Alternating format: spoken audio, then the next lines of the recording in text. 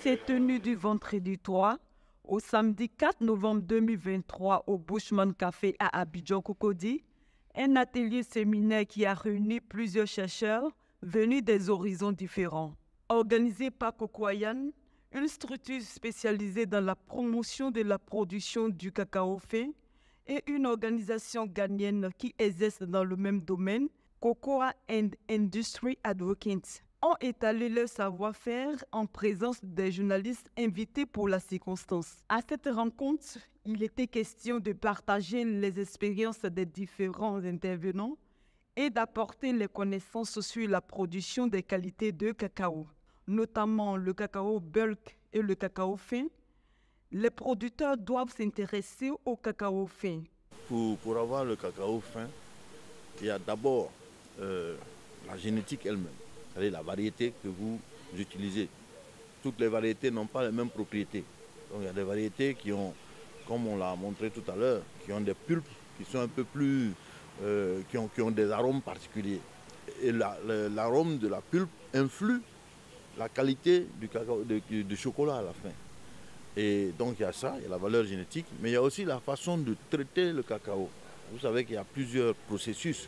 Il y a la fermentation, il y a le séchage, il y a beaucoup de choses à faire avant d'arriver au cacao tel qu'on le connaît. Chaque étape, il y a la possibilité d'intervenir pour raffiner la manière dont on fait les choses. Parce que le matériel génétique peut avoir de qualité, mais si vous le traitez mal, ça ne va pas ressortir dans le produit final. Mais ce dont ils nous ont parlé aujourd'hui, c'est ce sur quoi on a conduit des recherches pour lesquelles on a des résultats très clairs pour dire que si on procède de cette façon, ça nous donne telle qualité.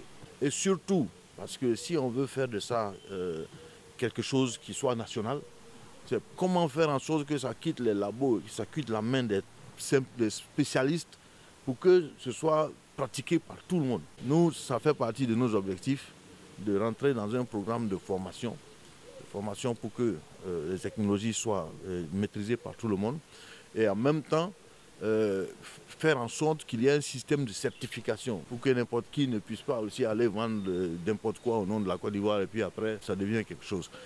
Aujourd'hui nous sommes là pour le World Chocolate Initiative, c'est de présenter une certification de fermentation qui s'appelle Anima. Anima qui a été créée par le professeur Ekes Albertus au Brésil, qui a fait beaucoup de recherches ici en Côte d'Ivoire pour trouver, c'est une espèce de chocolat fin, ici sur notre territoire de la Côte d'Ivoire. Nous sommes là avec les Ghanéens en tant que le premier et le deuxième producteur de cacao. Nous faisons le cacao fin ici. Là, maintenant, nous sommes arrivés à une étape de chocolat fin. It is an initiative that is very important. As you all know, Ghana has led on the Pan-African movement for a long time. Cocoa is a very huge part of Pan-Africanism. Le marché du cacao en 2030 sera environ de 200 milliards de dollars. Oh, comme 2 fois notre PIB national. C'est cet argent-là que je veux pour mon pays. Nous avons décidé de faire le African Chocolate Excellence, le meilleur chocolat au monde. Cacao, c'est déjà géré comme on dit. C'est bouclé, c'est géré. Pour le chocolat, nos scientifiques ici, avec nos partenaires occidentaux, on a découvert que la Côte d'Ivoire ici regorge du plus grand patrimoine du chocolat fin. Ici. Donc nous allons faire du chocolat d'excellence, du chocolat fin. C'est ça qui rapporte de l'argent. C'est ça, nos parents seront riches. Paysans comme non paysans.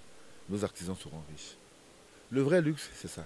Les autorités du Centre national de recherche agronomique CNRA, partenaires privilégiés de ce moment, ont salué l'initiative qu'ils ont trouvée enrichissante.